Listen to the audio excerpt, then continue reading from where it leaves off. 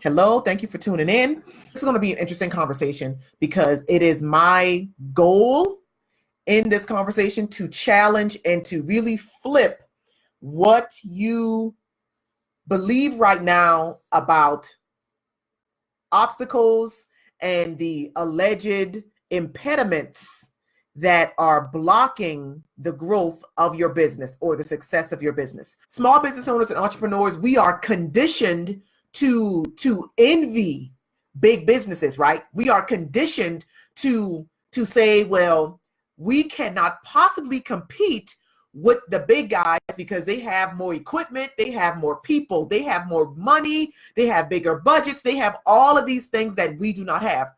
And that's true. They have teams, they might have big office spaces, they have large budgets and large pools of money to do what it is that they want to do. And that's true. So if we were to follow tradition, we would believe that the big businesses, maybe even the businesses that we see as competitors to our business, we would believe that those big businesses have an advantage over us. Well, I am here to tell you that you would be incorrect in that belief, and that you, small business owner, entrepreneur, solopreneur, you actually have the advantage. As a matter of fact, the advantage that you have isn't even fair to the big businesses. The advantage that you have doesn't even make this a fair fight. They don't even stand a chance. To illustrate this, I want to give you an analogy. Y'all know I love a good analogy. David and Goliath. Like the only analogy that would be so fitting to explain what I'm trying to get you to understand, right? So we know the story. David and Goliath go head to head. David kills Goliath, not with a slingshot, with a sling, which is a different weapon. A slingshot is a kid's toy. David had a sling, which is a pouch with a strap attached. He put the rock inside it. He swung this pouch, and he picked up speed of this pouch. And when he whipped it out, that stone flew out of that pouch, knocked Goliath right here between the eyes, knocked him out so David could cut his head off. Now, when people tell a story, they tell it like, dude, can you believe David beat Goliath? Well, actually, I can. And let me run it down to you. Why. So let's start with Goliath. Goliath was big, 6 foot, big, tall.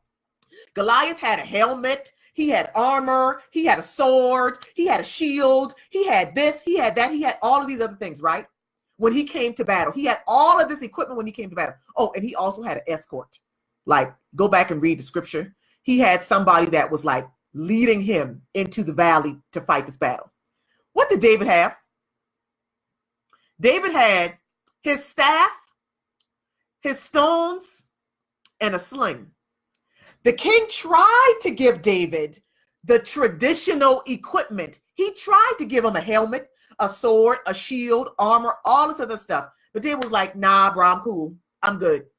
I'm good with what I have. I'm going to use what I have. So they meet in the Valley of Elah.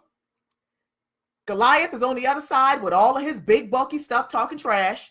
David just walks up to him, swinging his sling, lets it go, knocks him out, runs over, does what he needs to do. He finishes the job. David walked into the battle with all of the advantages because Goliath, because he was carrying tradition, he was slow. He had all of this extra equipment. Think of that as the extra levels, the bureaucracy that's in those big corporations. He had all of this other stuff that traditionally would look like sets you up for success in battle. But David had ease of mobility. David had portability. David could move quickly. And that is what gave him the unfair advantage. He didn't need to go head to head. He didn't need to fight the battle the way that Goliath wanted to fight the battle. He fought it in the way that made sense to him. He fought it using the tools that he had. He didn't need tradition. He didn't need a room full of people in a conference room, but he didn't need all of that. You don't either. You don't need tradition. Your unfair advantage is you.